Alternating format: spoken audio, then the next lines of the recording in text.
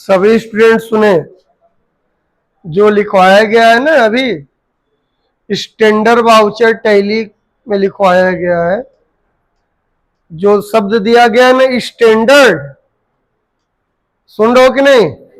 कौन सा शब्द दिया गया? स्टैंडर्ड। तो इसका मतलब है ना कि ये वो वाउचर है जिसका यूज आप डेली टैली में करोगे, डेली। फॉर एग्जांपल में देखो, मैं तुरंत बता दे रहा हूं आपको।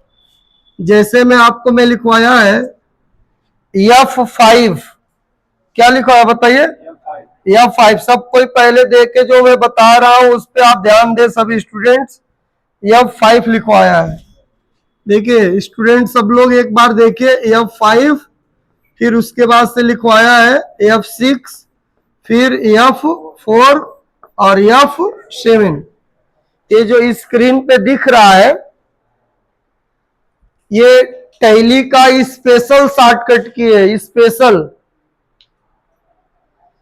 जैसे आप इस गर्मी में बिना पानी पिए नहीं रह सकते, उसी तरह टैली जैसे सॉफ्टवेयर में बिना इसके यूज किए आप कोई काम ही नहीं कर पाओगे। हकीकत बात यह है।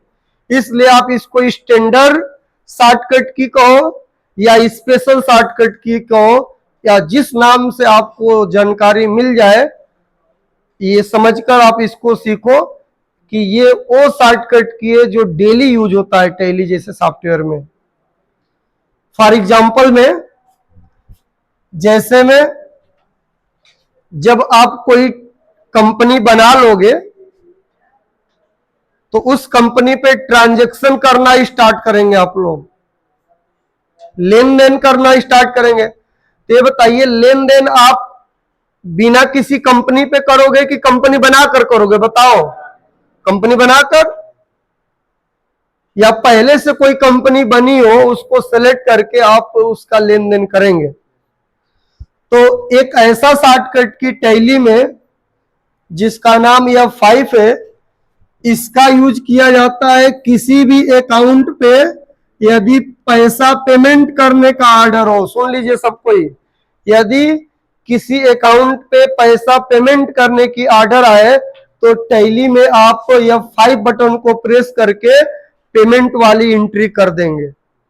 जैसे मैं नहीं बोलता हूं paid salary, paid full dues of Aman company, इस तरह बोला जाता है ना। तो एक लाइन की बात है, जब भी किसी भी प्रकार का पेमेंट करने का ऑर्डर आए तो आप टैली में F5 बटन को प्रेस करके पेमेंट कर दीजिएगा। फीचर में लिखवाया हूं, उस फीचर को आपको पढ़ना इसलिए जरूरी था कि आप किसी भी अकाउंट पे जब पैसे को पेमेंट करोगे, ध्यान से सुनिएगा, जब पेमेंट करोगे किसी भी अकाउंट पे पैसे को, तो आप कैश के द्वारा पेमेंट करोगे या बैंक के द्वारा? बताओ, किसी को भी अगर आप पैसा दोगे तो कैश के द्वारा, नहीं तो बैंक के द्वारा दोगे। सही है ना? बताओ, पेमेंट कैश नहीं तो बैंक ही होता है ना जी। तो आपको F5 समझ में आ गया। नंबर सेकंड देखिए, मैं आपको बता दूं, जब भी किसी अकाउंट पे पैसे को रिसीव करने का ऑर्डर आए, यानी अगर कोई सामान या सर्विस बेचे हो या किसी को पैसा उधार दिए हो, अब पैसा मिल रहा है आपको, मेरा एक लाइन की बात अगर आपको समझ में आ जाए तो कभी नहीं भूलेगा। मैं सीधे बात ये कह रहा हूं कि जब भी किसी अकाउंट पे रिसीव करने का ऑर्डर हो, क्या करने का? रिसीव करने का, यानी जब किसी अकाउंट पे पैसा रिसीव करने की ऑर्डर आएगा तो आप डायरेक्ट कौन सा बटन प्रेस करोगे? F6। जिसमें मैं नहीं बोलता हूं receive full dues, receive tuition fees, receive house rent, receive commission, receive interest, उसके लिए कौन सा शॉर्टकट की? F6। फिर देखिए एक और शॉर्टकट की मैं स्क्रीन पे लिख दे रहा हूं, F4। समझ गए सब कोई? क्या लिखा हूं? F4। तो यहां देखिए लिख रहा हूं बैंक ट्रांजैक्शन लिख दे रहा हूं। इसको समझना जरूरी है। मात्र 2 मिनट का और है क्लास। यहां पे लिखा हो F4, तो सवाल ये कि टैली जैसे सॉफ्टवेयर में F4 शॉर्टकट की का यूज कब होता है? तो जवाब में आपको ये बताना है कि जब बैंक से लेन देन होगा। किससे? बैंक से, ओनली बैंक से। जैसे बैंक से पैसा निकालने वाला ट्रांजैक्शन या बैंक में पैसा जमा करने वाला ट्रांजैक्शन। जैसे मैं नहीं बोलता हूं RS 40,000 amount deposit in SBI, RS 10,000 amount withdraw from SBI।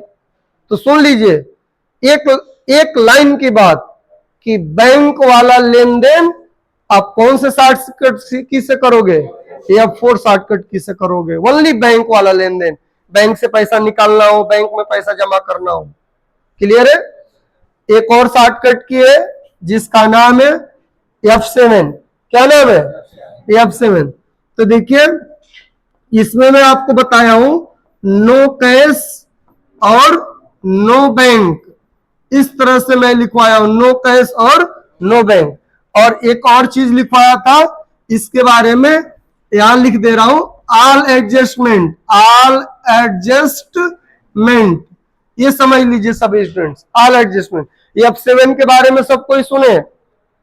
F7 shortcut की कब यूज होता है? तो सुन लीजिए, जब किसी व्यवसाय में उधार लेन देन हो। कौन सा? उधार लेन देन, यानी एक ऐसा लेन देन जिसमें ना कैश आए ना बैंक आए, तो उस लेन देन की एंट्री आप किस में कर दोगे? F7 में कर दोगे। तो इसका मतलब आपको यह बात समझ में आया कि हर अलग अलग प्रकार के लेन देन के लिए टैली जैसे सॉफ्टवेयर में अलग अलग शॉर्टकट की बना है। जैसे में पेमेंट का ऑर्डर हो तो F5, किसी अकाउंट में पैसा रिसीव करने का ऑर्डर हो तो F6, किसी अकाउंट पे बैंक से लेन देन हो तो F4, और एक ऐसा लेन देन जिसमें ना कैश आए ना बैंक आए वो F7। कौन सा? F7। इसका एक और फीचर सुनकर जाइए। जैसे में किसी कंपनी में आप काम करते हैं, आपकी सैलरी 20,000 है। कितना? 20,000। क्लियर है? समझा रहा हूं बस। आपकी सैलरी 20,000 है, लेकिन आपको 10,000 रुपया ही मिला। कितना मिला? तो बताओ कितना बाकी लग गया? 10,000। तो बताओ उसको एडजस्टमेंट करेंगे कि नहीं? बताओ क्या करेंगे? एडजस्टमेंट। फिर आपकी सैलरी 20,000 है मान लीजिए, और आप अगले महीने का 20,000 एडवांस मांग रहे हैं, टोटल 40,000 मांग रहे हैं। तो बताइए मैं आज आपको 40,000 रुपया दे रहा हूं, कल के एडवांस 20,000, अगले महीने का एडवांस 20,000।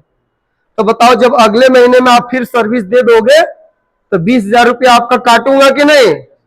तो इस प्रकार का लेन देन, आउटस्टैंडिंग और एडवांस जैसे लेन देन को हम किस में एडजस्ट करते हैं? F7 में। क्लियर हो गया? फिर मैं एक बात और रिपीट कर दूं कि टैली जैसे सॉफ्टवेयर में किसी भी व्यवसाय का लेन देन होता है, लेकिन लेन देन का एक नेचर होता है, हर लेन देन का एक नेचर होता है। अब आप कैसे जानेंगे कि कौन सा लेन देन टैली में कौन से शॉर्टकट की से होगा? तो याद रखिए टोटल टैली जैसे सॉफ्टवेयर में टोटल आपको 19 से 20 शॉर्टकट की पढ़ाया जाएगा अलग अलग प्रकार के ट्रांजैक्शनों को बनाने के लिए। जैसे में इसके अलावा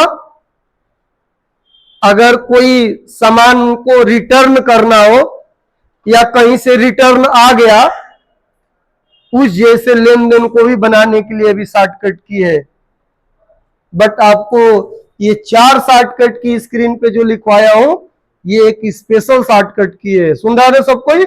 स्टैंडर्ड शॉर्टकट की है, क्योंकि जब भी लेन देन होगा तो किसकी बारी आएगी? किसके लिए? और जब भी आप लेन देन करोगे तो किसकी बारी आएगी? किसके लिए? पैसा रिसीव करने के लिए। बैंक से लेन देन करेंगे ही करेंगे, उधार लेन देन करेंगे ही करेंगे। आज का ये क्लास आपको समझ में आ गया कि नहीं? बोलिए। तो इसलिए सोमवार को आएंगे, थोड़ा पढ़ कर आएंगे। आप लोग समझ गए ना? चलिए आप लोग जा सकते हैं।